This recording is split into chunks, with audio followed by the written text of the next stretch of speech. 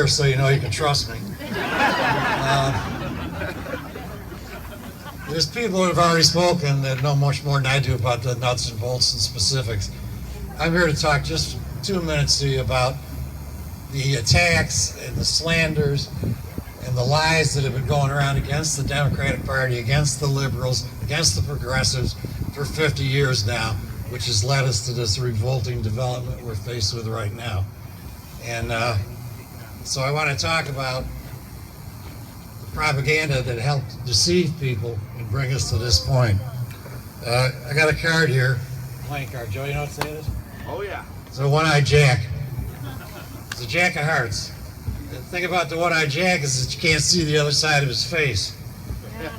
And but I do know that he's a right-wing politician for purposes of my metaphor, at least, because he spends a lot of time raising money so he can be part of the government that he says he hates.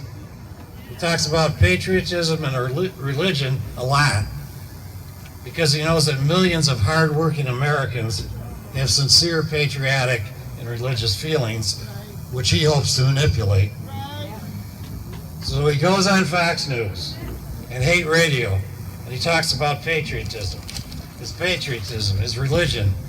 He implies that we, or folks like us, who have different views, can't love our country and can't have faith.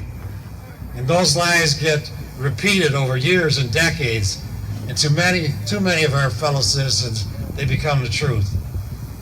Patriotism and spirituality then become what the one-eyed jack says it is.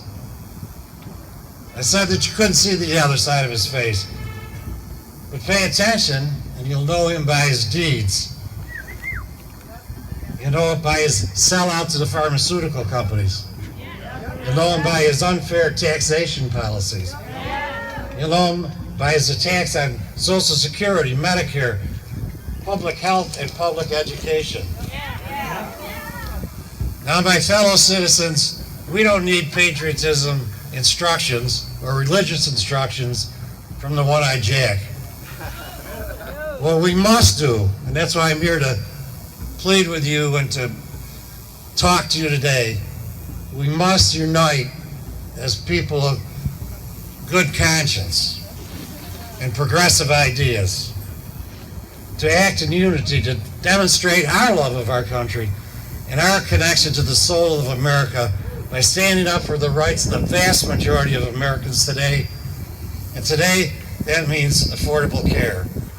Remember, our country was born out of protest, and the Democratic Party was raised in adversity. We've done it before. We can do it again. Thank you for your time. Thank you for your time.